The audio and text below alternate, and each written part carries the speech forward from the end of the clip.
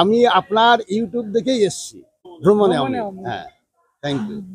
ভ্রমণে অমিতের দর্শকদের অসাধারণ অভিব্যক্তিকে পাথেয় করে আজ আপনাদের নিয়ে যাব কলকাতা থেকে প্রায় 210 কিলোমিটার দূরে এক অসাধারণ ডেস্টিনেশনে, যেখানে রয়েছে অপরূপ প্রকৃতির মাঝে অপূর্ব এক আশ্রম, যার প্রতিষ্ঠাতা স্বয়ং শিবানন্দ মহারাজ।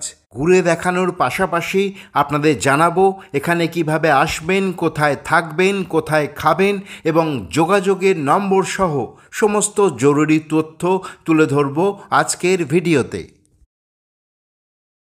ভ্রমণে অমিতের আর একটা নতুন ভিডিওতে আপনাদের স্বাগত। আজ 12ই ফেব্রুয়ারি 2025 বুধবার। আজকের ভিডিও হতে চলেছে একটা অসাধারণ অভিজ্ঞতা। তবে ভিডিওটি শুরু করার আগে একটি বিশেষ আবেদন জানাবো। আপনারা অনেকেই ভ্রমণে অমিতের চ্যানেলে নিয়মিত ভিডিও দেখছেন, অনেক দর্শক সাবস্ক্রাইব করেছেন, তাদেরকে আমার আন্তরিক কৃতজ্ঞতা। এমন অনেক দর্শক আছেন যারা ভিডিও দেখছেন অথচ কোনো কারণে এখনো সাবস্ক্রাইব করা হয়ে ওঠেনি। তাদের উদ্দেশ্যে বলছি, দয়া করে সাবস্ক্রাইব করুন, আমাদের সম্পর্ক অটুট করুন। আজ ভিডিও শুরু করার আগে অসাধারণ এক অভিজ্ঞতার সম্মুখীন হলাম। ভ্রমণামিতের দুজন দর্শক ভ্রমণামিতের ভিডিও দেখে দর্শন করতে এসছেন শিবানন্দ সেবাশ্রম। আমি আপনার ইউটিউব দেখেই এসেছি ভ্রমণে আমি। হ্যাঁ, থ্যাংক ইউ। আর সত্যিকারে এই ইউটিউবার আছে রে বলে না, অনেক আমরা ছোট ছোট জানতে পারি জায়গা। আপনার অনুপ্রাণিত হয়ে আমরা এসেছি। কেন হঠাৎ আপনি সেবায় নিজেকে সেবায় নিজেকে নিয়োগ করেছেন। হ্যাঁ, ভীষণ ভালো, ভীষণ ভালো। মানুষের মন শরীর সব সুন্দর হয়ে যাবে, ভীষণ সুন্দর, ভীষণ সবাই এই আমরা বেরিয়ে যাবো আসানসোল। আপনারা দেখতে পাচ্ছেন আমার পাশে রয়েছেন শিবানন্দ মহারাজ। তো আজকে আসানসোলে যে আমি যাচ্ছি, আমি কিন্তু একা যাচ্ছি না, সঙ্গে মহারাজ থাকবেন।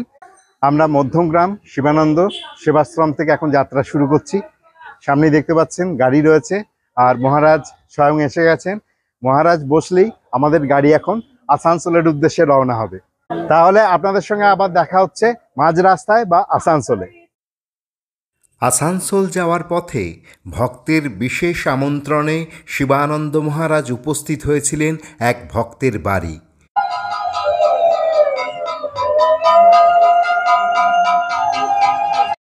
ভক্তের আমন্ত্রণ রক্ষা করে আমাদের গাড়ি দক্ষিণেশ্বর ব্রিজ পেরিয়ে দুর্গাপুর হাইওয়ে হয়ে পৌঁছে গেল শক্তিগড়ে। শক্তিগড় পৌঁছে এখন আমাদের একটা ল্যাংচা বিরতি।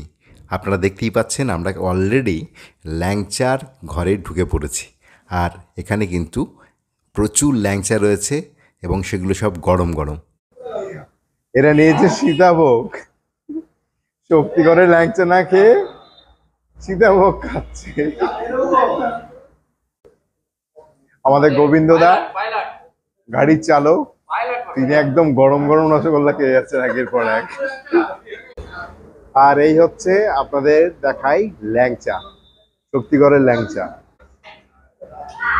আহা, বেশ সুন্দর খেতে। আর এরপরে বানানো হচ্ছে চা।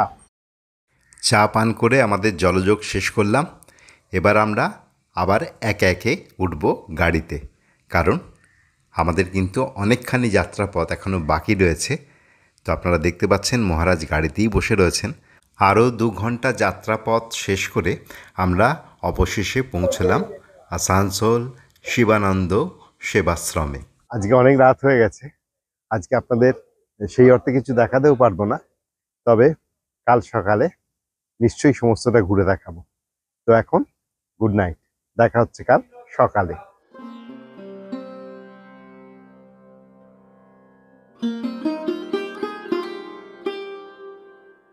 গুড মর্নিং বন্ধুরা। আজকে 13 তারিখ সকাল। গতকাল 12 তারিখে আমি আসানসোলের উদ্দেশ্যে রওনা হয়েছিলাম আর রাত্রি 11টার সময় এসে পৌঁছেছিলাম আসানসোলের এই শিবানন্দ সেবাশ্রমে।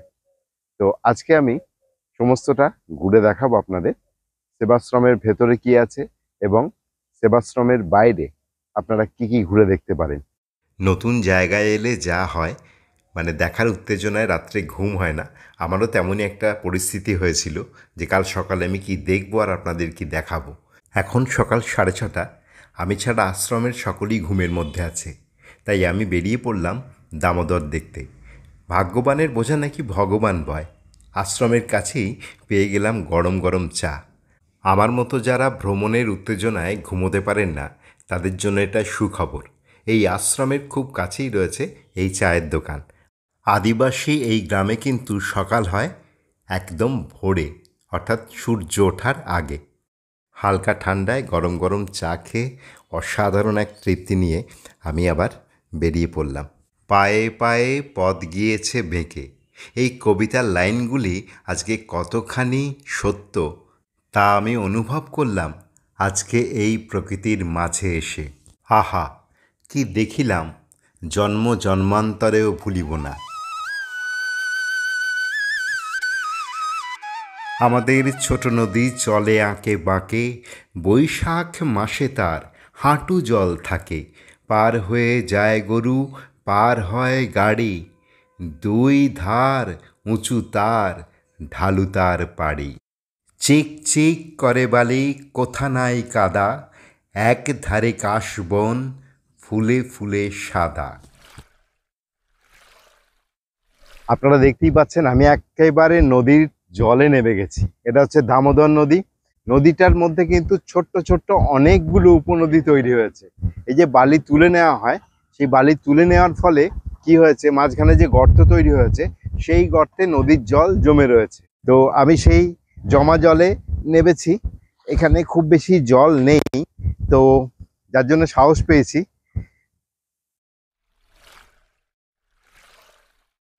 অসাধারণ লাগছে। আপনারাও যখন আসবেন তখন অবশ্যই এই দামোদরের পাড়ে আসবেন। এটা একটা খুব লোভনীয় জায়গা। যারা ভ্রমণ পিপাসু মানুষ, তাদের এই দামোদরের জলে কিন্তু পিপাসা মিটতে পারে। দামোদর দেখে ফেরার পথে লক্ষ্য করলাম একটা ইটভাটার। এটা রয়েছে আশ্রমের ঠিক উল্টো দিকের রাস্তায়। শহরের মানুষের এসব দেখার ভাগ্য খুব সহজে হয় না। তো আমি দেখতে যখন পেলাম, ইটভাটার ভেতরে প্রবেশ করলাম। তবে বড্ড ধুলো, তাই বেশিক্ষণ থাকতে পারলাম না। আসানসোলের অন্যতম একটা বিখ্যাত জিনিস হচ্ছে কয়লা। সেই কয়লার খাদান এখানে রয়েছে। তো আমি চেষ্টা করব আপনাদেরকে এই খাদানের খুব কাছে নিয়ে গিয়ে দেখাতে। আমরা যারা কলকাতায় থাকি বা এই অঞ্চলে থাকি না, তারা এই ধরনের অভিজ্ঞতা থেকে বঞ্চিত হয়। আমি এখন কয়লা খাদানের ঠিক সামনে দাঁড়িয়ে রয়েছি, কিন্তু আজকে একটা স্পেশাল চেকিং আছে, যে কারণে খাদানের ভেতরে প্রবেশ করা যাবে না। নাহলে আপনাদের খুব কাছ থেকে আমি দেখাতাম। তো আপাতত আমি বাইরে থেকে আপনাদেরকে দেখাচ্ছি, অর্থাৎ যেখান পর্যন্ত সাধারণ মানুষ আসতে পারে সেখানে এসে আমি আপনাদের এই খাদান দেখানোর চেষ্টা করছি। জানি না আপনারা কতটা দেখতে পাবেন। ওই যে দূরে দেখতে পাচ্ছেন কিছু জেসিবি রয়েছে, ওইখানেই কিন্তু কয়লা তোলার কাজ চলছে। আর এই যে রাস্তাটা দেখতে পাচ্ছেন, এখান দিয়েই কয়লাগুলো ওপরে নিয়ে যাওয়া হয়। আপনারা যখন আসবেন সুযোগ পেলে নিচে গিয়ে দেখবেন, আর তার জন্য অবশ্যই আগে থেকে এসিএল থেকে পারমিশন করাতে হয়। খাদান দেখে আমি আবার ফিরে এলাম শিবানন্দ সেবাশ্রমে। কাল রাতে আপনাদের দেখাতে পারিনি, এটা হচ্ছে শিবানন্দ সেবাশ্রমের তিরাট শাখার মূল প্রবেশদ্বার। এই প্রবেশদ্বারটি কিন্তু অসাধারণ। 3টি কলস রয়েছে মাথায়, আর প্রবেশদ্বার দিয়ে ভেতরে ঢুকলেই রয়েছে একটা বিশাল এরিয়া। এটা মূলত পার্কিং জোন হিসেবেই ব্যবহার করা হয়। প্রবেশ করেই বাঁ দিকে রয়েছে অফিস ঘর। অফিস ঘরের দেওয়ালে দেখতে পাবেন তিরাট শিবানন্দ সেবাশ্রমের কার্যনির্বাহী কমিটির সদস্যদের পরিচয়। এখান থেকেই মূল মন্দির প্রাঙ্গণের দৃশ্য দেখা যায়। আমি আপনাদের মন্দির এবং সেবাশ্রমের সমস্ত জায়গাগুলো ঘুরে দেখাবো, তবে আপাতত খুব খিদে পেয়েছে। এখন আমি ব্রেকফাস্ট করব। ব্রেকফাস্ট করার জন্য আমি পৌঁছে গেছি আশ্রমের কিচেনে। আর আপনারা দেখতেই পাচ্ছেন এখানে গরম গরম লুচি বানানো হচ্ছে। আজকে অনেক মানুষ রয়েছেন এই আশ্রমে, তাদের সকলের জন্যেই অরুচির রুচি মনোহরা লুচি বানানো হচ্ছে। এখন আমি ব্রেকফাস্ট করছি, আর লুচির সাইজ এবং তার গঠন দুটোই কিন্তু খুব লোভনীয়, মানে এরকম ফুলকো লুচি আর তার সঙ্গে কি দিচ্ছে আমি আপনাদের দেখাচ্ছি। বলতে বলতে চলে এসছে আলুর চচ্চড়ি, আলুর চচ্চড়ি, ব্যাস ব্যাস, তাহলে আর দেরি নয়, খাওয়া হোক শুরু। এই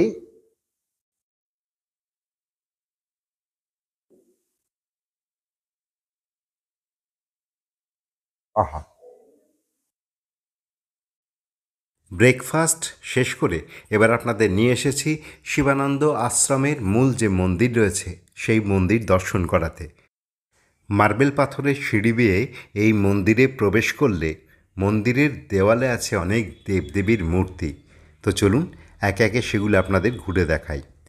গর্ভগৃহের বাম প্রান্তের দেওয়ালে রয়েছে দুটি শিব মূর্তি। এরপরে আমরা চলে এসেছি একদম গর্ভগৃহের ঠিক পিছনে। এই পিছনের দেওয়ালে রয়েছে একটি শিব ও শক্তি মূর্তি। আপনারা যারা মধ্যমগ্রাম বাদু শিবানন্দ সেবাশ্রম দর্শন করেছেন তারা কিন্তু এই মূর্তিটির সঙ্গে পরিচিত। গর্ভগৃহের দক্ষিণ প্রান্তের দেওয়ালে রয়েছেন কৃষ্ণ ও অর্জুন। আর এই মন্দিরের একটি বিশেষত্ব আছে যেটা আমরা শিবানন্দ মহারাজের মুখ থেকে জেনে নেব। তোমরা এই যে বাদুতে যে মন্দির দেখেছো, দেখো একদম কিন্তু একই মন্দির কিন্তু। আহ, এই যে নিচটা দেখছো, নিচটা কিন্তু মসজিদ, তারপর এটা কিন্তু গির্জা, তার উপরে কিন্তু মন্দির। মানে তিনটে কিন্তু মতকে এখানে আমি প্রাধান্য দিয়েছি সর্বধর্ম হিসেবে।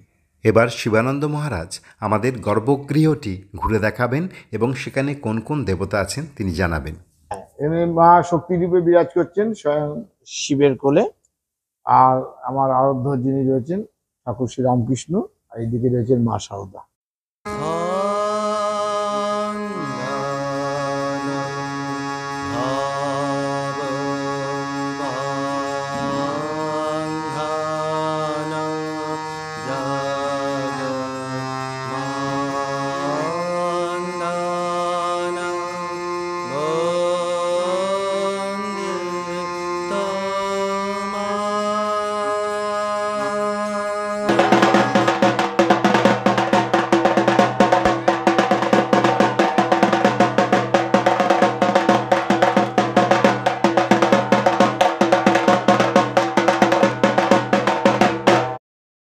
আসানসোল তিরাট শিবানন্দ সেবাশ্রমের মন্দির আপনাদের দেখালাম। এবার জেনে নেব এই আশ্রম গড়ে উঠল কিভাবে। আসানসোলে আমি আসার কোনো পরিকল্পনা ছিল না, কিন্তু 2003 সালে আমি একজনের মাধ্যমে আসি আসানসোলে। কিন্তু তার সঙ্গে আমার কথা ছিল যে আমি আসানসোল যেতে পারি, কিন্তু ওখানে আশ্রম তৈরি করতে হবে, সেবামূলক কাজে। তাতে ওরা রাজি হয়েছিল, আমাকে নিয়ে এসেছিল। কিন্তু পরবর্তীকালে দেখা গেল যে ওখানে আমাকে নিয়ে একটা বিজনেসের জায়গায় চলে গেল। তারপর আমি আসা বন্ধ করে দিলাম, যখন দেখলাম আমাকে নিয়ে বিজনেস শুরু করেছে, এটা কাজের কাজ কিছু করবে না, তখন আমি আসানসোল আসা স্টপই করে দিলাম। তখন এরা আবার এখানে আমার সাথে কন্ট্যাক্ট করে ওখানে যাওয়া, ওখান থেকে আবার আমাকে জোর করে নিয়ে যায় যে তোরা যদি কথা দিয়ে আশ্রম তৈরি করবি, মানুষের সেবামূলক কাজের মধ্যে মানুষের সেবায় থাকবি, তাহলে আমি যাব। এখানকার এতটা রুরাল বেল্ট, মানে মানুষগুলো 1000 ইট মাথায় করে বয়ে দিলে 100 টাকার মতো পায়। আম, পাথর কেসারে দিলে পরে সামান্য টাকা ওরা অর্জন করে। আর তাতে করে আর ছেলেরা তো নেশা করেই থাকে, এখানে বালি কয়লা এগুলো সব ব্যাপার। সেই জন্য আমি চিন্তা করলাম যে এই জায়গাটা যদি থাকা যায় তাহলে এদের পরিবেশটা ঠিক হবে, আশ্রমটা হলে এদের পাশে যদি এই মানুষগুলোকে এক করা যায় তাহলে পরে এখানে ডেভেলপ হবে, এদেরকে চিনবে মানুষ। তা সেতে আমাদের কার্তিক বসে আছে, পরে চিন্ময়, আমার যে ছেলেরা মেন ভিত আর কি, ওরা সব পিলার। এরা কি করলো, এরা বললো যে বাবা কোনো চিন্তা নেই, বংশ বলে যে জমিটা মহারাজের এ আছে সে প্রকাশপত্র করে দিন, ওইটা আশ্রম হবে। কিন্তু যার যে জমিতে আছে সে ছাড়বে কিনা সেটাও ব্যাপার। কিন্তু সেও রাজি হয়ে গেল পরবর্তীকালে। এটা ভালো করে বলতে পারবে আমার আশ্রমের ছেলেরা, চেষ্টা, নিষ্ঠা, ভালোবাসা আজকে এই আশ্রমটাকে এই জায়গায় নিয়ে গেছে। পরিচয় করে দিই আমার সাথে, আমার কার্তিক গান্ধী, এ হচ্ছে এখানকার কমিটি যারা, হচ্ছে পরেশ মণ্ডল, হচ্ছে ভাইস প্রেসিডেন্ট। আরো সব ছেলেরা আছে, সবাই আসবে আস্তে আস্তে। আমার নাম পরেশ মণ্ডল, আমি এই আশ্রমের ভাইস প্রেসিডেন্ট, সহসভাপতি। আমি এই আশ্রমে যুক্ত হয়েছি 2012-13-তে। আমি সরাসরি যুক্ত হয়েছি 12-13-তে। মানে আমার স্ত্রী বকুল মণ্ডল, সে সরাসরি প্রথম থেকে যুক্ত ছিল। আমি তখন দূরে দূরে থাকতাম, মানে আমরা হেল্প করতাম। আর এই আশ্রমের জন্য আমাদের বংশগোপাল চৌধুরীকে ধরেছিলাম, ধরে এটা বীরেন চ্যাটার্জি আমাদের সভাপতি ছিল পঞ্চায়েত সমিতির, তাকে ধরে এই জমিটা আমরা কালীপদ পালের কাছ থেকে নিই, এবং কালীপদ পাল সঙ্গে আমাদের গ্রামের মানুষ সবাই সই করেছিল, স্বাক্ষর দিয়েছিল যে হ্যাঁ এটা এখানে আশ্রম করা দরকার। এবং তখন আমরা এই জায়গাটা মহারাজ চয়েস করেছি, কিন্তু আমরা সেটা ব্যবস্থা করে দিয়েছিলাম। আমরাও জানতাম না যে এত বড় একটা আশ্রম এখানে হবে। তারপর মহারাজের সঙ্গে যখন সান্নিধ্যে আসি, মানে আমার সেই সময় মহারাজ লিখে দিয়েছিল যে তোর কিন্তু জেল পুলিশ আছে। তো আমরা তখন আমি তো কোনো ঝামেলায় কখনো জড়িয়ে থাকতাম না, কিন্তু সেই সময় আমাদের গ্রামে ওই গরিব মানুষের একটা জায়গা ছিল, সেই জায়গাটা যে তার পক্ষে থাকে একজন কেড়ে নেওয়ার চেষ্টা করেছিল। আমরা বাধা দিয়েছিলাম, তো আমাদের নামে ফলস কেস দিয়ে আমাদেরকে জেলে দিয়েছিল। তো তখন থেকে যে মহারাজ যে লিখেছিল যে তোর জেল আছে, তো তখন থেকে মহারাজের প্রতি বিশ্বাস হয়, আনুগত্য আসে, এবং তখন থেকেই যে মহারাজের সঙ্গে জড়িয়ে যায়। এখন মহারাজ ছাড়া অন্য কোনো চিন্তা ভাবনা আমরা করতে পারি না। এখন আপনাদের শিবানন্দ সেবাশ্রমের এমন একটা জায়গা দর্শন করাবো যে জায়গা নিয়ে রয়েছে রৌমহর্ষক কাহিনী, আর সে কাহিনী বলবেন শিবানন্দ মহারাজ। পঞ্চমুণ্ডির আসন, এখানে 5টা গাছও আছে, পঞ্চবৃক্ষ আছে, পঞ্চমুণ্ডি এখানে। এখানে কিন্তু বিষধর সব সর্প থাকে। কি এখানে যে অমিত দাঁড়িয়ে আছে, অমিতের ওখানেও কিন্তু পাশেই থাকতে বেরিয়ে পড়তে পারে। ঘটনা হচ্ছে এখানে আমাদের গ্রামের মেয়েরা গোবর দিয়ে এখানে মানে করে দিত, মানে গোবর দিয়ে লেপে দিত প্রতিদিন গোবর দিয়ে। এবারে ঘটনা হচ্ছে একদিন গোবর পায়নি, এই জল দিয়ে করে দিয়েছে, শুধু জল দিয়ে করতে। তারপরে নাকি বালতিটা রেখে গেছিল, বালতি নিতে এসছি যখন, 2টো সাপ একদম তারা, এবং সেই তারা মানে ওই মেন গেট দিয়ে ওরা দৌড়ে পালিয়ে গেছে বালতি ফেলে, আর আসছে না ভয়। তারপরে আমাদের আশ্রমে ওরা এসে বলছে কিছু মানে গোবর নিয়ে আসো, গোবর যাওনি বলে হয়েছে। সে আবার ওরা গোবর কুড়িয়ে এনে সেই গোবর গুলে আবার সে আস্তে আস্তে আসে সাহস করে, তখন আর দেখা যায়নি। তারপর সেই গোবর টোবর দেয়, মানে ওদের সেদিন থেকে ওরা কিন্তু খুব সচেতন হয়ে গেছিল। এবং এখানে কিন্তু মা স্বয়ং বিরাজ করছে। আমার এখানে বলা আছে যে কেউ যদি একটু মাটি যদি তার মাথায় বুলি দেয় তাতে কাজ হবে। এরপরে আমরা কি দেখবো? আসছি, আমি দেখাচ্ছি, এদিকে আসো। ঘরের মতো রয়েছে, এখানে এখন এসেছি। এটা এক্স্যাক্টলি কি কাজে লাগে এই আশ্রমে? এখানে আমার যে স্বনির্ভর গোষ্ঠী মেয়েরা আছে, যারা এখানে মাশরুম চাষ করে। আচ্ছা শীতকালে ঠান্ডার সময় এই মাশরুম উঠে গেছে, এখন আবার বন্ধ আছে, আবার ওরা চাষ করবে। আচ্ছা, আর এই চাষের যে মাশরুম হয়, এটা মাশরুমটা ওরা আমাদের বাদু আশ্রমে বিক্রি করে, ভক্তরা নেয়, এখানেও নিয়ে যায়, পঞ্চায়েত থেকে নিয়ে আচ্ছা, যায়। তার মানে যে সমস্ত মেয়ে এখানে মাশরুম চাষ করে বা স্বনির্ভরের সঙ্গে জড়িত রয়েছে, তাদের আর্থিক কিছু আর্থিক, সুবিধা হ্যাঁ, হয়। এখান থেকে যেহেতু সেই কথা ভেবেই আপনি করেছেন। ঠিক। এটা কি মুড়ি মেশিন? এটা মুড়ি মেশিন, এটা আচ্ছা। ঘন্টায় 300 কিলো মুড়ি হয়। আচ্ছা, এবং এইসব রয়েছে এখানে মুড়ি, এবং আমাদের ফিনাইনটিন তৈরি হয়, সেগুলো আচ্ছা, পরে দেখাবো। আচ্ছা। এই মুড়িগুলো যে কেনা আর বিক্রি করার যে জায়গাটা, সেটা খুব অসুবিধা হয়ে গেছে। মানে এখনো সেরকম ভাবে মানে হয়নি, মার্কেটটাকে সেইভাবে এত ভেতরে এসে তো, মানে যারা বাইরে হচ্ছে তারা চলে যাচ্ছে, কিন্তু এতটা ভেতরে এরা খুব মানে খুব পরিশ্রম করছে। যদি কেউ এরকম মানুষ আসে, তারা এদের থেকে মুড়িটা পারচেস করে নিয়ে যায়, আমার মনে হয় তারা মানে খুব ভালো হয়। যে এই যে প্রসেসটা রয়েছে, অর্থাৎ প্রোডাকশন এবং সেটা মার্কেটজাত করা বা বাজারজাত করা, এই প্রসেসটার মধ্যে একটা গতি যদি আসে, তাহলে অনেকগুলি মানুষের কিন্তু উপকার হয়, যারা এই স্বনির্ভর খুব গোষ্ঠীর গরিব সঙ্গে- মানুষ, এরা খুব গরিব মানুষ, তাদের উপকার হয়। যে নাম্বারে আপনারা যোগাযোগ করলে এই আশ্রমে উৎপাদিত মুড়ি আপনারা কিনে নিয়ে গিয়ে বাজারে ছাড়তে পারেন।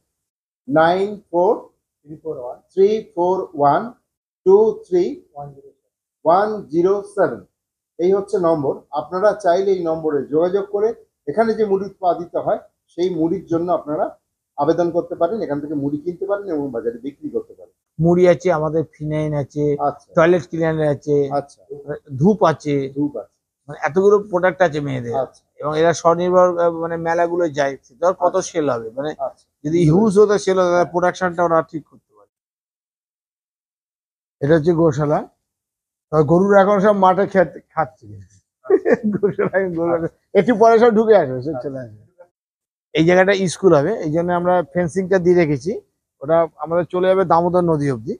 এখানে স্কুল তৈরি হবে বাচ্চাদের, এখানে গরিব মানুষের এখানে বাচ্চারা এসে পড়াশোনা করবে এবং আবাসিকও এখানে থেকে পড়াশোনা করবে। এই জন্য চেষ্টা করছি। শিবানন্দ সেবাশ্রমের রান্নাঘর বাইরে, হ্যাঁ, বাইরে। ভেতরে একটা রান্নাঘর আছে কিন্তু। হ্যাঁ। তো এই রান্নাঘরটি বা এই রান্নার জায়গাটি ব্যবহার করা হয় যখন কখন? এই রথের সময়, বিশেষ করে রথের সময় এটা হয়। আর নারে ভেতরেই হয়। আচ্ছা, রথের সময় যেহেতু অনেক লোক আসে, দুর্গাপুজো রথে মানে পার ডে মানে আমাদের 5,000-6,000 লোক খায় আচ্ছা, পার ডে, মানে বেশি ছাড়া কম নয়। তো তখন এই বাইরে রান্না হয়। পুরো এই জায়গাটা পুরো কভার হয়ে যায়, সেট তৈরি হয়ে যায়, এখানেই রান্না হয়। একটা কিচেন আছে ভেতরে, যেখানে এখানে যারা থাকেন অর্থাৎ শিবানন্দ সেবাশ্রমের যারা সেবা করেন প্রত্যেকদিন, তাদের জন্য রয়েছে একটি রান্নাঘর, এবং আমাদের মতো ভক্ত যারা মাঝে মাঝে এখানে দর্শন করতে আসেন তাদের জন্য বিশেষ করে একটি রান্নাঘর রয়েছে, এবং সেখানেই হয় তাদের খাবার ব্যবস্থা। এটা হচ্ছে রান্নাঘর, পাশে স্টোর আছে, এখানে রান্না করা হয়।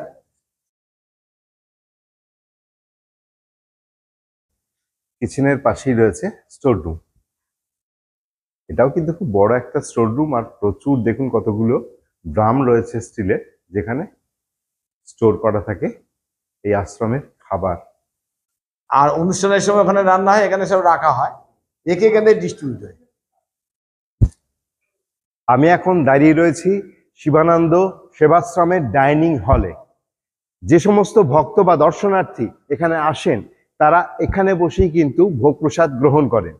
আমি এখন চলে এসেছি শিবানন্দ সেবাশ্রমের ওয়াটার প্ল্যান্টে। এখানে পরিশ্রুত পানীয় জলের ব্যবস্থা আছে। শুধুমাত্র আশ্রমের জন্য নয়, আশ্রমের বাইরেও এই জল সরবরাহ করা হয়। বিশেষ করে এই অঞ্চলে গরমের সময় পানীয় জলের অভাব মেটাতে সাহায্য করে শিবানন্দ সেবাশ্রম। আর আপনারা এখন সম্পূর্ণ প্ল্যান্টটা দেখতে পাচ্ছেন, আর এই স্টিলের ট্যাঙ্কেই রয়েছে পরিশ্রুত পানীয় জল। এবার আপনাদের নিয়ে এসেছি শিবানন্দ সেবাশ্রমের অত্যন্ত একটি গুরুত্বপূর্ণ জায়গায়। এখানে আশেপাশের গ্রামের মহিলাদের স্বনির্ভর প্রকল্পে যুক্ত করা হয়, আর এটির নাম হচ্ছে মা সাধনা স্বনির্ভর গোষ্ঠী। এখানে মহিলারা পোশাক থেকে গহনা এবং নিত্য প্রয়োজনীয় নানান জিনিস তৈরি করে থাকেন। শিবানন্দ মহারাজের ছত্রছায়ায় থেকে প্রায় 50 জন মহিলা স্বনির্ভর হয়ে উঠেছেন। পরিবার সামলে তারা সম্মানের সঙ্গে অর্থ উপার্জন করে নিজেদের ও পরিবারের সকল সদস্যদের জীবনের মান উন্নত করার কাজে লিপ্ত হয়েছেন। ভ্রমণে অমিতের তরফ থেকে সকলের জন্য রইল অনেক অনেক অভিনন্দন এবং আগামীর শুভেচ্ছা। এবার আমি আপনাদের নিয়ে এসেছি শিবানন্দ মহারাজের গৃহে, অর্থাৎ যে ঘরে শিবানন্দ মহারাজ থাকেন।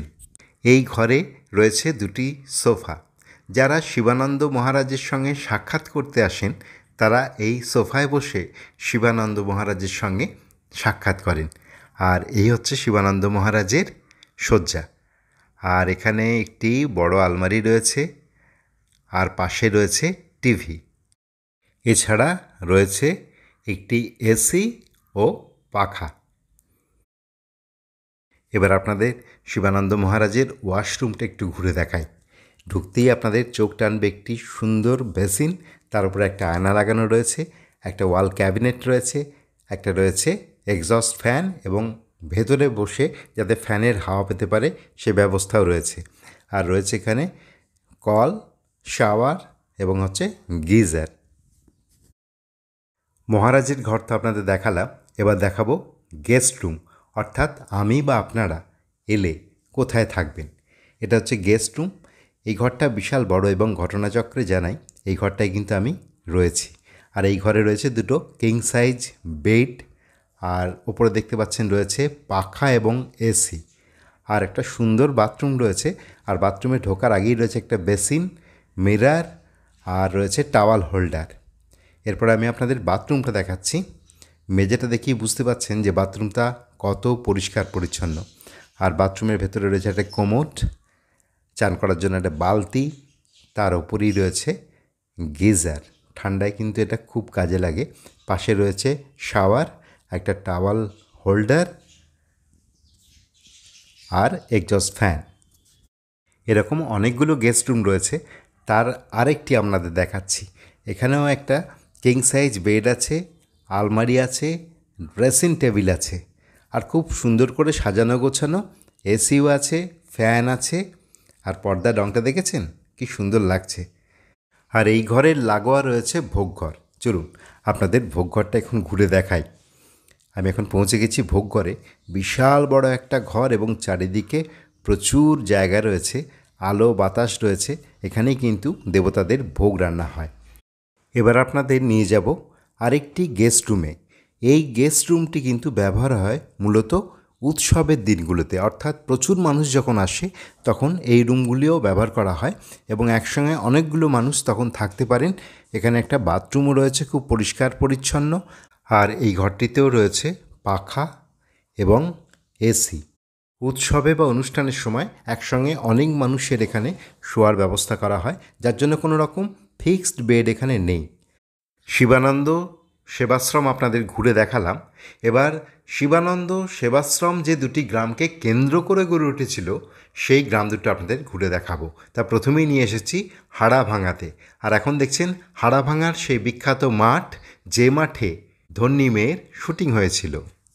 এবার আপনাদের নিয়ে পৌঁছে গেছি হাড়াভাঙা জগন্নাথ ধামে, যে জগন্নাথ ধামের সঙ্গে শিবানন্দ সেবাশ্রম এবং শিবানন্দ মহারাজের মধুর সম্পর্ক রয়েছে। এবার আপনাদের জগন্নাথ ধামের গর্ভগৃহে নিয়ে যাব, যেখানে রয়েছেন স্বয়ং জগন্নাথ, দাদা বলরাম এবং বোন সুভদ্রা। জগন্নাথ স্বামী নয়ন পথগামী ভবতু মে। বর্তমানের জগন্নাথ ধাম একসময় ছিল কার্তিক গান্ধীর বাসস্থান। তা কিভাবে জগন্নাথ ধাম হয়ে উঠল এবং শিবানন্দ মহারাজের প্রতি কার্তিক গান্ধীর বিশেষ কৃতজ্ঞতা, তারই মুখ থেকে শুনে নেব। আমার নাম কার্তিক গান্ধী, আমি হাড়াভাঙা গ্রামেরই বাসিন্দা। আমি শিবানন্দ মহারাজের সঙ্গে 2003 থেকে জড়িত। আমি আমার বিয়ের 4 বছর কোনো সন্তান ছিল না। আমি আমার কাকার ছেলে একজন খবর দিয়েছিলেন, শিবানন্দ মহারাজ বলে একজন কলকাতা থেকে আসছেন। আমি ওনার কাছে প্রথমে যখন যাই, আমরা কিন্তু হস্তরেখা সম্বন্ধে বেশি বিশ্বাসী। তো ওনার কাছে প্রথমে গিয়ে যখন আমি হস্তরেখা বিচারের জন্য হাতটা বাড়ালাম, ডান হাতটা, উনি তখন বললেন যে তোর আমি সব কিছু লিখে দিয়েছি, হ্যাঁ, তোকে আমি বলবো, পড়ে শোনাচ্ছি, যদি তোর মানে বিশ্বাস হয় তাও বলবি, যদি বিশ্বাস না হয় তাও বলিস। তো বাবা যখন আমার নিজস্ব বায়োডাটা উনি বললেন, তখন আমি ওনার পায়ে ধরে কান্না শুরু করলাম। তো বাবা বললো ঠিক আছে যা, চোখের জল যখন ফেলেছিস তোরা, আমি আশীর্বাদ করছি তোদের পুত্র সন্তান হবে। সেই পুত্র সন্তান ঠিক টাইম মতো বাবা কথা যেভাবে দিয়েছিলেন 1 বছরের মধ্যে আমাদের পুত্র সন্তান হয়। সেই ছেলে 29 দিনের বাচ্চা আসানসোল কমলালয় হসপিটালে ভর্তি ছিলেন। 29 দিনের বাচ্চা, ডাক্তার ভোর 5টার সময় বলে দেয় যে বাচ্চাটা ডেথ করে গেছে। আমার বউ কেঁদে কেঁদে আমার কাছে এসেছিল নিচে, আমাদেরকে তো মেয়েদের ওয়ার্ডে ঢুকতে দেয়নি, তো আমরা নিচে ছিলাম। বাবু এসে বললো যে বাচ্চাটা মারা গেছে। আমরা কে বললো বাচ্চাটা মানে বলছে নার্স বলেছে যে বাচ্চাটা মারা গেছে। সঙ্গে সঙ্গে আমি তখন মোবাইল ছিল না, আমি ল্যান্ড ফোনে বাবাকে ফোন করেছিলাম যে বাবা আপনি আমার বাচ্চাকে দিলেন তো কেড়ে নিলেন কেন? বাবা তখন আমাকে উত্তর দিল, কেন কি হয়েছে তোর বাচ্চা? আমি বললাম আমার বাচ্চা ডাক্তারে বললো মারা গেছে। বলে কে বললো মারা গেছে? আজ 5টার সময় তোর বাচ্চা সম্পূর্ণ সুস্থ। সেই দিনই 4:48-এর সময় আমার বাচ্চা চোখ মেলে তাকিয়েছে। এখন সেই ছেলে আমাদের কলকাতা ইউনিভার্সিটিতে ফিজিক্সে কোর্স কমপ্লিট করছে। আচ্ছা কার্তিকবাবু, আমি শুনেছি জগন্নাথ ধাম এবং শিবানন্দ আশ্রমের মধ্যে একটা গভীর সম্পর্ক রয়েছে, তা সেই সম্পর্কটা ঠিক কী? এই বাড়িটা আমি বানিয়েছিলাম 2008-এ। বাবা কিন্তু আশ্রম যখন ছিল না, এই রুমটার মধ্যে জগন্নাথ দেব যেখানে আছেন এখানেই বাবা রাত্রি কাটিয়েছেন। এখান থেকে উনি আশ্রমে কাজ দেখাশোনা করতেন, মাসে 1 দিন হোক 15 দিন পরে এখান থেকে আশ্রমে উনি দেখাশোনা করতেন। এখানেই আপনার রান্না ফান্না সবই হতো। তারপর আস্তে আস্তে আস্তে আস্তে বাবার আশ্রম যখন আস্তে আস্তে ওপেনিং হয়ে গেল, হঠাৎ বাবা 2017-তে বললেন যে আমি এখানে রথ উৎসব করব। এই এলাকার রথ উৎসব নেই, রথ উৎসব করব। আমরা সেইভাবে রথ উৎসবের জন্য সবাই, আমরা যারা কমিটির মেম্বার, এলাকার মানুষ, বাসিন্দারা সবাই আমরা বাবার সঙ্গে ঝাঁপিয়ে পড়লাম। বাবা এখানে 2017-তে যখন এই জগন্নাথ ধামে মানে মূর্তি রাখবে কোথায়, এই রুমটা যখন ফাঁকা ছিল, এই রুমটা আমি বানিয়েছিলাম আমাদেরই থাকার জন্য। কিন্তু বাবা যখন এখানে জগন্নাথ দেবকে এনে রাখলেন, এই জায়গাটাতে এখন জগন্নাথ দেবই ইউজ হয়। এখানে আপনার জগন্নাথ দেবের মূর্তি আছে, পাশে আপনার এখানে ভোগ রান্না হয় এখানে। এখন আপনাদের আমি নিয়ে এসেছি ভোগঘরে। আপনারা জগন্নাথ দেবের ভোগঘর দর্শন করছেন। এটা আমাদের সৌভাগ্য, এখানে জগন্নাথ দেবের ভোগ রয়েছে। প্রত্যেকদিন এখানে অন্নভোগ হয়, আর সেই ভোগ দেওয়া হয়ে গেছে, আর সেই ভোগের সামান্য অংশ আমিও পেয়েছি। এখন আপনারা দেখছেন হাড়ভাঙা গ্রামের জগন্নাথ ধামের রথ। এই রথে চেপেই প্রত্যেক রথযাত্রায় ভগবান জগন্নাথ তার মাসির বাড়ি অর্থাৎ শিবানন্দ সেবাশ্রমে যান। সেই সময় হাড়াভাঙা ও তিরাটের মানুষজন মেতে ওঠেন রথযাত্রার উৎসবে। কার্তিকবাবু, এই রথযাত্রা কবে থেকে শুরু হয়েছে? এই রথটা 2017 থেকে শুরু হয়েছে। এই রথযাত্রা উৎসব কিভাবে আপনারা পালন করেন, মানে কি কি হয় এখানে? এখানে দেখুন, আমাদের সজা রথ মানে যেটা প্রথম দিন, সেদিন এখানে এই মাঠটাতে আমাদের একটা প্যান্ডেল হয়। এখানে 1000 মানুষের সেবার ব্যবস্থা বাবা করেন। তারপর এখান থেকে জগন্নাথ দেবের পুজো হয়, পুজোর ভোগ প্রসাদ পাওয়া যায়। এবার এখান থেকে বাবার একটা টাইম আছে, নির্দিষ্ট টাইম, সেই টাইমের মধ্যে এখান থেকে আমরা এই রাস্তা দিয়ে আমরা তিরাট শিবানন্দ সেবাশ্রমে পৌঁছানো হয়, মাসির বাড়ি যেটা বলা হয়। ওখানে আমাদের 8 দিন ওখানে জগন্নাথ দেব ওখানে থাকেন। ফির ওখানে আমাদের উল্টো রথের দিন আবার ওখান থেকে আমাদের এই হাড়াভাঙা গ্রামে চলে আসে। বাবাকে নিয়ে আসা হয় এখানে, মহা ধুমধাম করে এখানে অনুষ্ঠান হয়। হ্যাঁ, সজা রথ উল্টা রথ বলুন, কোথা থেকে কিভাবে যে লোক আসে আমরা বুঝতে পারি না। আর বাবার একটা আশীর্বাদ তো আছেই, মানে আপনার এখানে যদি বর্ষা হয় তাও এই জায়গাটা আমরা কিন্তু শুকনো ইয়েটা পাই। আমরা হাড়াভাঙা জগন্নাথ ধাম দর্শন করলাম। এই হাড়াভাঙা গ্রামে কিন্তু আরও বেশ কয়েকটা মন্দির আছে, তারই একটা এখন আপনাদের দেখাচ্ছি, যেটি হচ্ছে শ্রী রাধা বিনোদজিউর মন্দির। মন্দির গর্ভগৃহে রাধা বিনোদজিউ ছাড়াও রয়েছেন জগন্নাথ, বলরাম এবং সুভদ্রা। এই মন্দিরটি দেখার পর এবার আমরা চলে গেলাম হাড়াভাঙা দুর্গা মন্দিরে। একটা বিশাল বড় দুর্গা মন্দির, সেটি এখন আপনাদের দেখাবো। এটি দুর্গা মন্দির হিসাবে পরিচিত হলেও এর গর্ভগৃহে রয়েছেন রাধা কৃষ্ণ যুগল, আর রাধা কৃষ্ণ যুগলের পাশেই রয়েছেন মা দুর্গা। দুর্গা মন্দির থেকে আরেকটু এগিয়ে গেলেই রয়েছে চণ্ডী মণ্ডপ। এই মন্দিরটাও কিন্তু অসাধারণ।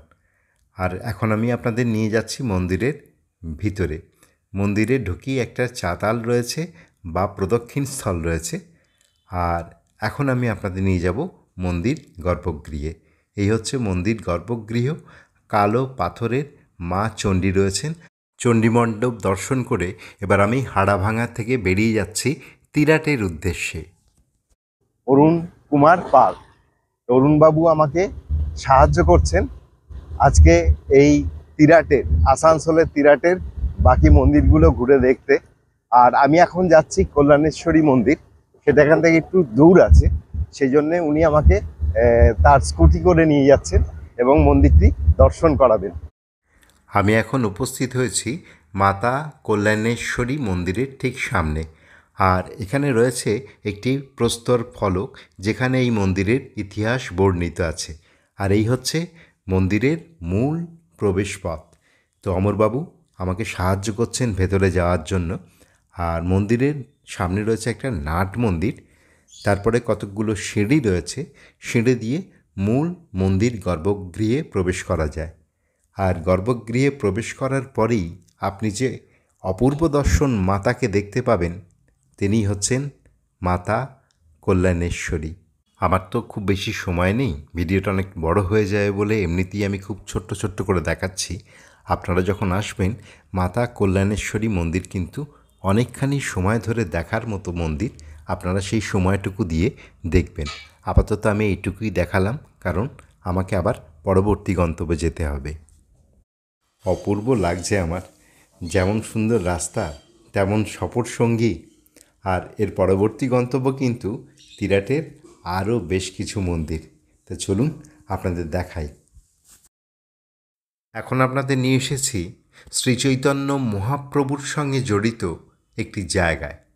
ইতিহাস থেকে জানা যায় মহাপ্রভু যখন নীলাচলে যাচ্ছিলেন জগন্নাথ ধামে, তখন তার বিশ্রামের জন্য তিরাটের এই জায়গাটি বেছে নিয়েছিলেন। পরবর্তীকালে মহাসাধক বাবা বাউলের সমাধি মন্দির নির্মাণ করা হয় এখানে। আমি এখন দাঁড়িয়ে রয়েছি তিরাট বাগদিপাড়া মনসা মন্দিরের ঠিক সামনে। এখানকার যে বাগদিপাড়ার মানুষজন রয়েছেন তাদের সঙ্গে কথা বলে আমি জানতে পারলাম এই মন্দির প্রায় 200 বছরের পুরনো। তো মন্দিরটা কিন্তু পুরনো সেটা দেখলেই বোঝা যাচ্ছে। আমি আপনাদের দেখাই, এই হচ্ছে মা মনসা মন্দির। আর সদ্য মন্দির পরিষ্কার করা হয়েছে দেখতে পাচ্ছেন। তো আমি আপনাদের এখন একটু ভেতরে নিয়ে যাচ্ছি। আমরা এখন শ্রী শ্রী মা মনসা মন্দিরে প্রবেশ করছি। আপনারা দেখতে পাচ্ছেন মা মনসার কাঠামো এখানে রাখা রয়েছে, অর্থাৎ মনসা পুজোর সময় এখানে মা মনসার মূর্তি বানানো হয়। মা মনসা মন্দির দর্শন করে তার খুব কাছেই রয়েছে আরেকটি শিব মন্দির, সেটা এখন আপনাদের আমি দেখাবো। এই মন্দিরটাও কিন্তু প্রায় 250 বছর পুরনো। সিমেন্টের মেঝে আর থামের গঠন দেখলে বুঝতে পারবেন এই মন্দিরটা কিন্তু অনেক পুরনো। আর এই মন্দিরটি নির্মাণ করেছিলেন তিরাটের বাসিন্দা ঈশ্বর মাতঙ্গিনী কর্মকার। আর এই মন্দিরে 2টো গর্ভগৃহ আছে, একটিতে আছেন শিব আর একটিতে আছেন স্বয়ং বাসুদেব। এখন আমি আপনাদের শিব মন্দিরের ভেতরে নিয়ে যাচ্ছি। এটা হচ্ছে শিব মন্দির, আর পাশেই রয়েছে অনন্ত বাসুদেব মন্দির। আর এই অনন্ত বাসুদেব মন্দিরে যে মূর্তিটা রয়েছে এটা কিন্তু কোষ্ঠী পাথরের। আর এই মন্দিরে রয়েছে একটি পালকি। সেটা সম্পর্কে জানতে পারলাম যে দুর্গাপুজোর সময় কলা বউ আনার দিন এই পালকিটি ব্যবহার করা হয়।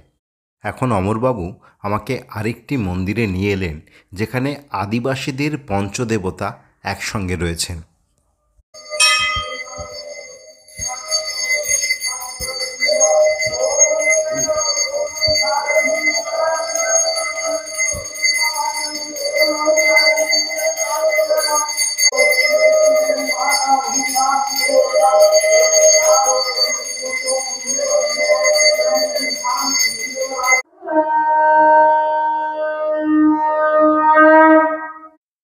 আমার নাম রামপদ জোর। এই মন্দির আজ 200 বছর আগের পরিকল্পনা। বরাবর এইভাবে পুজো হয়ে আসছে। পূর্বপুরুষরা যেভাবে পুজো করে এসছেন আমরা সেইভাবে বাবাকে পূজা করি। এইখানে আমাদের পঞ্চদেবতা আছে। ধর্মরাজ আছে, বুড়া রায়, চুনো রায়, মনসা, মঙ্গলা, ভক্তা সাহেব। এখন দুপুর 2টো। হাড়াভাঙা ও তিরাট গ্রাম ঘুরে আমি এখন চলে এসেছি শিবানন্দ সেবাশ্রমের ভোগঘরে। আজ ভোগ প্রসাদে কী আছে সেটা আপনাদের দেখাই। প্রথমেই দেখতে পাচ্ছেন ভাত রয়েছে, তারপরে রয়েছে বাঁধাকপি, তারপরে ডাল রয়েছে, আর টেবিলের ওপরেও কিছু রয়েছে দেখতে পাচ্ছি। হ্যাঁ, এই যে পালং শাকের ঘন্ট, সেটা আবার মটরশুঁটি দিয়ে, আর তার পাশে রয়েছে চাটনি, আলু সেদ্ধ। এখন আপনারা দেখতে পাচ্ছেন আমি ভোগ প্রসাদ খাচ্ছি, আর ভোগ প্রসাদ খেয়ে নিয়ে আপনাদের জানাবো আপনারা এই আশ্রমে এলে কিভাবে থাকবেন এবং যোগাযোগ কিভাবে করবেন। ভিডিওটা দেখার পর আপনারও নিশ্চয়ই ইচ্ছে হবে আসানসোল তিরাট শিবানন্দ সেবাশ্রমে 2-1 দিন এসে থাকতে। তাহলে চলুন মহারাজের কাছ থেকে জেনে নিই এখানে যারা থাকতে চান তাদের ঠিক কী করণীয়। মানে ওই যে নাম্বার আছে, ফোন নাম্বারে ফোন করবে কলকাতা আশ্রমে, ওখানে ফোন করে বলে দেবে আমরা কদিন থাকবো, কদিন যাচ্ছি, এটা বলে দিলে তাহলে এখানকার ছেলেরা সেইভাবে ব্যবস্থা করে। আর এর জন্য তাদের প্রণামী বা দক্ষিণা কিরকম? ডোনেশন সে যেটা মনে করবে দিয়ে যাবে। আমি তো মনে করি কি, আমি তো একটা কথা বলি, ডুয়ার্সে যারা যায় আমার এটা তো মানে ডুয়ার্সদের থেকে মানে ভালো লাগে। এক্স্যাক্টলি, এটা ভালো লাগে। হ্যাঁ, তো আপনারা যারা আসবেন স্ক্রিনে এই মুহূর্তে নম্বর দিয়ে দিলাম, সেই নম্বরে যোগাযোগ করে আসবেন। আর এখানে কিন্তু ফিক্সড কোনো রেট নেই, আপনার মন যা চায় এবং থাকার পর যে অনুভূতি বা উপলব্ধি আপনার হবে সেটা দিয়ে বিচার করে যেটা আপনার দক্ষিণা বা প্রণামী হিসেবে দিতে ইচ্ছা করবে সেটাই দেবেন। এবার আপনাদের জানিয়ে দিই, আপনারা আসানসোল তিরাট শিবানন্দ সেবাশ্রমে আসবেন কিভাবে। যদি বাই রোডে আসেন তাহলে আসানসোল কালীপাহাড়ি ব্রিজের তলায় নামতে হবে। সেখান থেকে পাবেন অটো, সেই অটো আপনাকে পৌঁছে দেবে শিবানন্দ সেবাশ্রমে। আর যারা ট্রেনে করে আসবেন তাদের নামতে হবে রানীগঞ্জের পরের স্টেশন কালীপাহাড়ি বা আসানসোল। আসানসোল স্টেশন থেকে আসানসোল তিরাটগামী বাসে চেপে আপনারা সহজেই পৌঁছতে পারেন তিরাট শিবানন্দ সেবাশ্রমে। আর যারা কালীপাহাড়ি নামবেন তারা খুব সহজে কম সময়ে অটো করে পৌঁছতে পারেন শিবানন্দ সেবাশ্রমে। গতকাল 12ই ফেব্রুয়ারি আমি মধ্যমগ্রাম শিবানন্দ সেবাশ্রম থেকে বেরিয়েছিলাম আসানসোলের উদ্দেশ্যে। আজকে 13 তারিখ আসানসোল তিরাট শিবানন্দ সেবাশ্রম আপনাদের ঘুরে দেখালাম এবং এই আশ্রম ছাড়াও আশেপাশের অনেকগুলো দর্শনীয় স্থান, অনেকগুলো মন্দির আপনাদের ঘুরে দেখালাম। আশা করি আজকের ভিডিওটা আপনাদের দারুণ লেগেছে এবং আপনাদের সকলকে আমন্ত্রণ রইল আসানসোল তিরাট শিবানন্দ সেবাশ্রমে এসে 2-1 দিন থাকার জন্য। ভিডিওটা যদি ভালো লাগে তাহলে অবশ্যই লাইক, শেয়ার এবং কমেন্ট করতে ভুলবেন না। আর ভ্রমণামিতে চ্যানেলে যারা প্রথমবার এলেন এবং ভিডিও দেখলেন তাদের উদ্দেশ্যে বলছি, প্লিজ প্লিজ প্লিজ সাবস্ক্রাইব করুন এবং ভ্রমণামিতের সাথে থাকুন, পাশে থাকুন। সকলে খুব ভালো থাকবেন। আজকের মতো টাটা।